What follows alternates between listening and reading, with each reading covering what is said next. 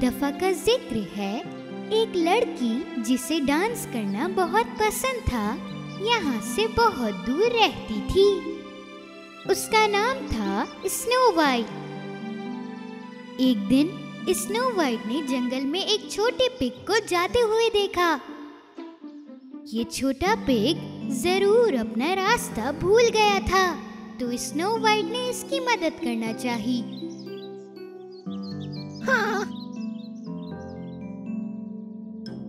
Hello छोटे piggy. कौन हो तुम? मुझसे दूर रहो तुम। तुम्हें डरने की बिल्कुल जरूरत नहीं है छोटे पिगी, मैं स्नो वाइट हूँ, मैं तुम्हें नुकसान नहीं पहुँचाऊंगी। छोटा पिग वहाँ से बाहर निकला जहाँ वो छुप रहा था।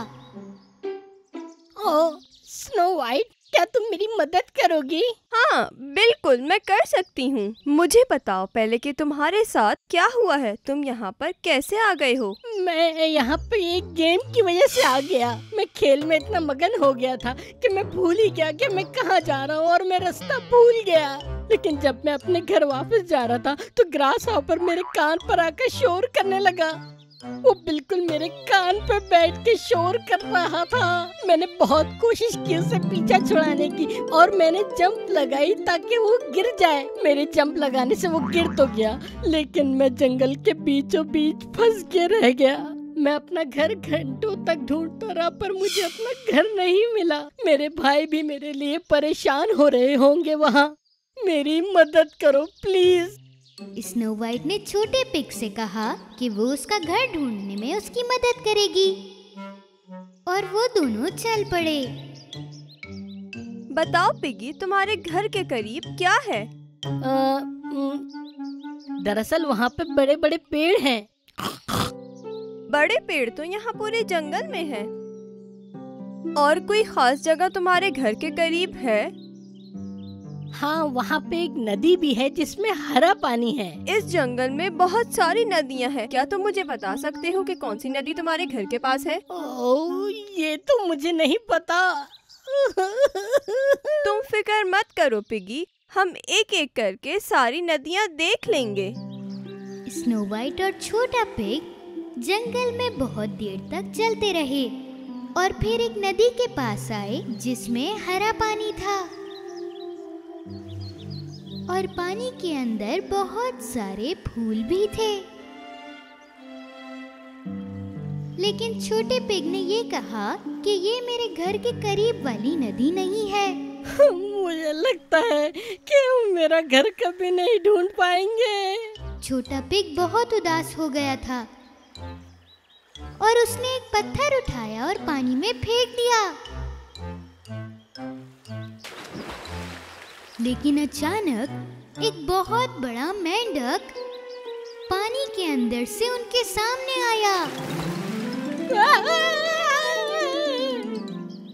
स्नो वाइट ने छोटे पिग को बचाया क्योंकि मेंढक उनके सामने आ गया था। किसने मेरे घर के अंदर पत्थर मारा है? मैं आपसे माफी चाहती हूँ, हम तो बस इस छोटे पिगी का घर ढूंढ रहे थे।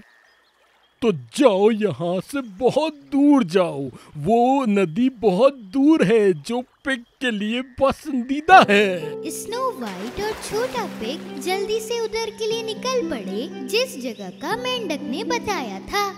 जरा सामने तो देखो पिगी, हम तुम्हारे घर के शायद बहुत करीब हैं। पिग नदी के किनारे सूंघ रहा था, लेकिन उसे अपने घर की खुशबू नहीं आई और वो रोने लगा।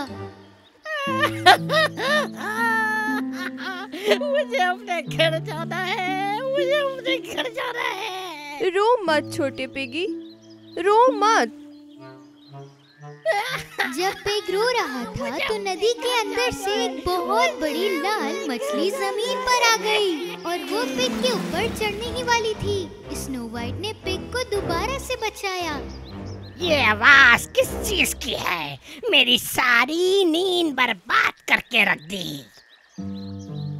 जैसे ही पिग ने उस बड़ी मछली को देखा, वो स्नो वाइट के पीछे छुप गया। मैं माफी चाहती हूँ आपसे, हम इस छोटे पिगी का घर तलाश कर रहे थे। तो जाओ उस नदी की तरफ जहाँ मिट्टी है। पिग को मिट्टी बहुत पसंद होती है। लाल मछली जल्दी से पानी में वापस चली गई और स्नो वाइट और पिगी मछली के बताए हुए रास्ते पर निकल पड़े। थोड़ी देर चलने के बाद स्नो वाइट ने मिट्टी में पैरों के निशान देखे। पिगी, ये पैरों के निशान तो देखो जमीन पर। ये जरूर मेरे भाइयों के होंगे। स्नो वाइट और पिगी उम्मीद के साथ नदी के किनारे चलते रहे और आखिरकार वो पिग का घर ढूंढने में कामयाब हो गए। वो देखो मेरा घर। जब उस पिग के भाइयों ने देखा कि वो वापस आ गया है तो उन्होंने उसे गले लगा लिया। हम तुम्हें बहुत मिस कर रहे थे छोटे भाई, तुम कहाँ थे? मैं एक जगह फंस गया था जहाँ ग्रास हॉपर मेरे पीछे लग गया था। वो तो शुक्र है कि इस शहजादी ने मेरी जान बचा ली। शुक्रिया मेरी प्यारी शहजादी। आइंदा से तुम अपने घर का रास्ता हमेशा याद रखना और इसे अब कभी भूलना मत पिगी। प्रॉमिस? पिग्स प्रॉमिस करता है। क्योंकि अब वो तीनों भाई मिल चुके थे तो उन्होंने पूरा दिन मिट्टी के अंदर गुजारा और वो स्नो वाइट के साथ भी खेलने लगे। वो छोटा पिग बहुत ही खुशनसीब था कि उसे स्नो वाइट मिली, क्योंकि इनकी दुनिया में अच्छे दिल की शहजादियां हमेशा हर किसी की मदद करती हैं।